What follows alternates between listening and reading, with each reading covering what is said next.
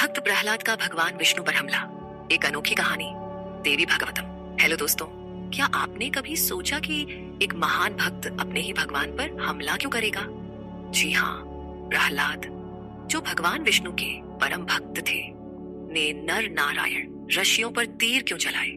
देवी भागवतम पुराण चतुर्थ स्कंद अध्याय 8 और 9 में छिपी इस अनोखी कहानी में हम आपको बताएंगे कि कैसे प्रहलाद की भक्ति और क्रोध ने उन्हें एक ऐसी जंग में उलझा दिया जिसने स्वर्ग, पाताल और धरती को हिलाकर रख दिया। यह कहानी आपके दिल को छू लेगी, आपकी भक्ति को जगा देगी और माँ भगवती की शक्ति से आपको जोड़ देगी। आखिरी बिंदु आपके होश उड़ा देगा। इसलिए वीडियो को अंत तक देखें, वरना आप इस कहानी का सबसे बड़ा फायदा चूक जाएंगे। परिचय, प्रहलाद का तीर्थ यात्रा और एक अनोखा संकट। दोस्तों, यह कहानी तब की है जब राजा जन्मेजय अपने पिता परीक्षित के पापों के बारे में सुनकर बहुत दुखी थे। परीक्षित को एक ब्राह्मण के श्राप के कारण सर्प ने डस लिया था और वे नरक में चले गए। जन्मेजय ने महर्षि व्यास से पूछा, मेरे पिता को नरक से कैसे मुक्ति मिलेगी? तब व्यास जी ने नर नारायण की कहानी शुरू की, जो हमें प्रहलाद की इस अनोखी गाथा तक ले जाती है। जब हिरण्यकशिपु का वध हुआ, तब उनके पुत्र प्रहलाद को दैत्यों का राजा बनाया गया। प्रहलाद एक महान विष्णु भक्त थे।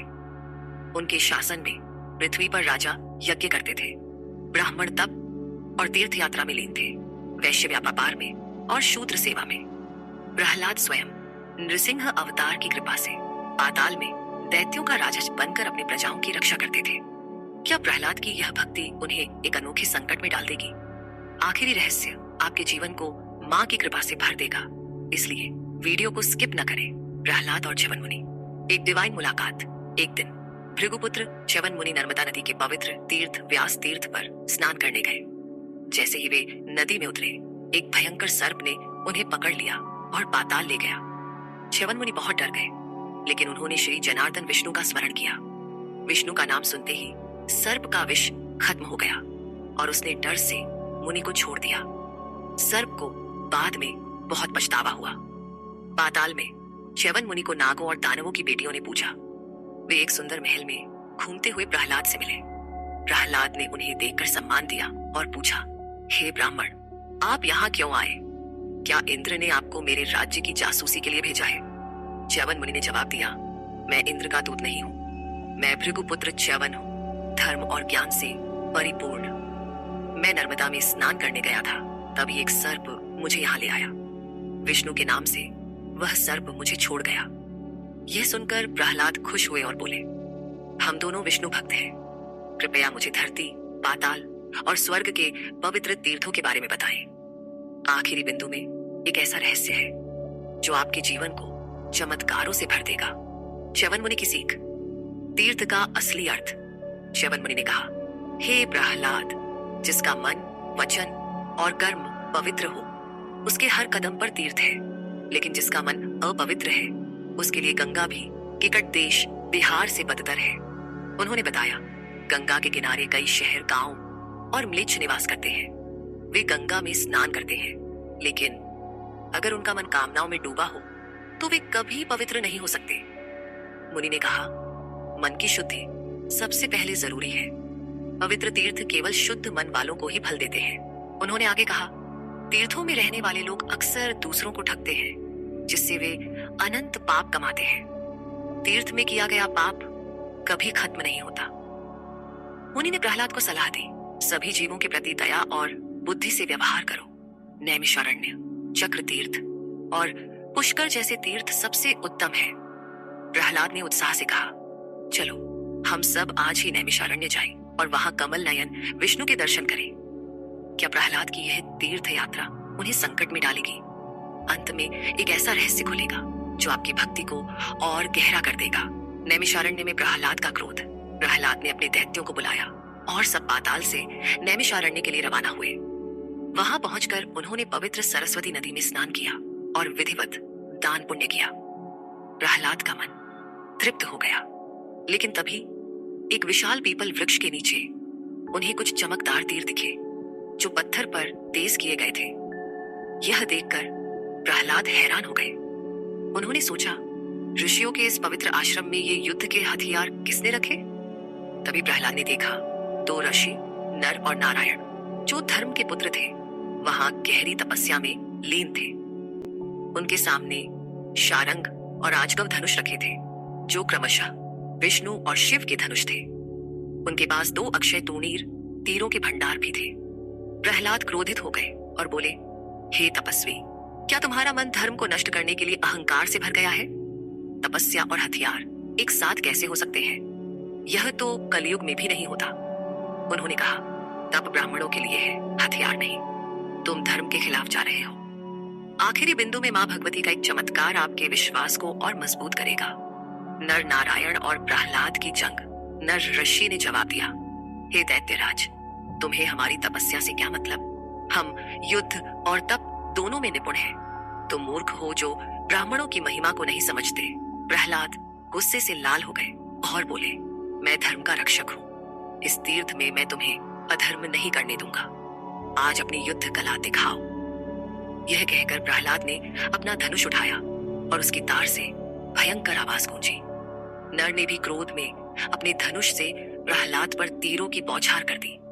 ने सोने जैसे चमकदार तीरों से नर के तीरों को काट दिया। नर ने और तेजी से तीर चलाए और प्रहलाद ने उन्हें भी नष्ट कर दिया। प्रहलाद ने नर के सीने पर और नर ने प्रहलाद की भुजाओं पर तीर मारे। देवता अपने विमानों में बैठकर कभी नर को तो कभी प्रहलाद को उत्साह दे रहे थे। नारायण ने देखा कि नर थक रहे हैं। तब उन्होंने अपना शारंग धनुष उठाया और प्रहलाद पर सुनहरे तीरों की बरसात कर दी। आखिरी रहस्य आपके जीवन में मां की शक्ति को और करीब लाएगा, इसलिए वीडियो को स्किप न करें। 1000 वर्षों की भयंकर जंग। दोनों पक्षों के तीरों से आकाश अंधेरा हो गया, जैसे रात हो। देवता, दैत्य, गंधर्व, यक्ष, किन्नर और नाग हैरान थे। ऋषि नारद और पर्वत भी यह युद्ध देखने आए। नारद ने कहा, ऐसा भयंकर युद्ध पहले कभी नहीं देखा। न तारकासुर, न वृत्रासुर, न मधुकैटभ के युद्ध की बराबरी कर सकता।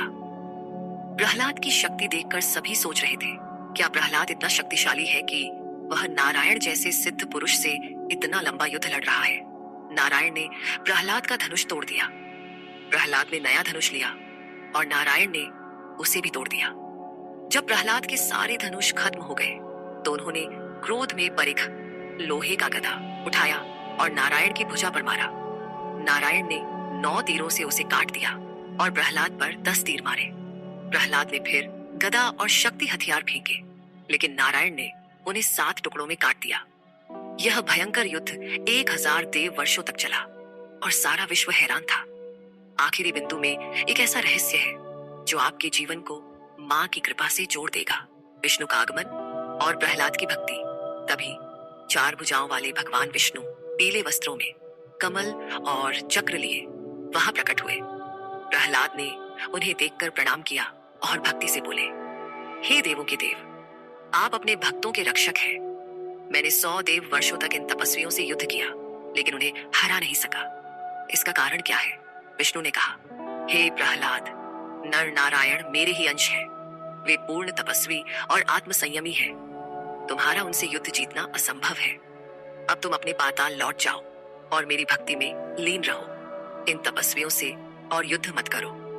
प्रहलाद ने विष्णु की सलाह मानी और अपने दैत्यों के साथ पाताल लौट गए। नर नारायण ने फिर से अपनी तपस्या शुरू की। रहस्य आपके लिए मां की शक्ति का सबसे बड़ा उपहार है, इसलिए वीडियो को अंत तक देखें। आखिरी रहस्य, मां भगवती की सच्ची शक्ति। दोस्तों, यह कहानी हमें सिखाती है कि सच्ची भक्ति और शुद्ध मन ही मां भगवती और भगवान विष्णु को प्रसन्न करते हैं।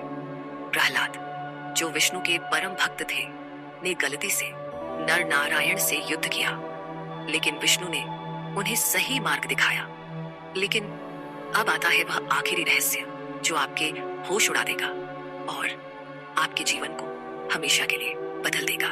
मां भगवती की शक्ति वह डिवाइन ऊर्जा है जो हर गलती को माफ कर सकती है, हर संकट को मिटा सकती है और हर भक्त को सही मार्ग दिखा सकती है। प्रहलाद की तरह अगर आप भी अपने मन को शुद्ध करें और मां भगवती की भक्ति में लीन हो, तो आपके जीवन के सारे दुख और बाधाएं खत्म हो सकती है।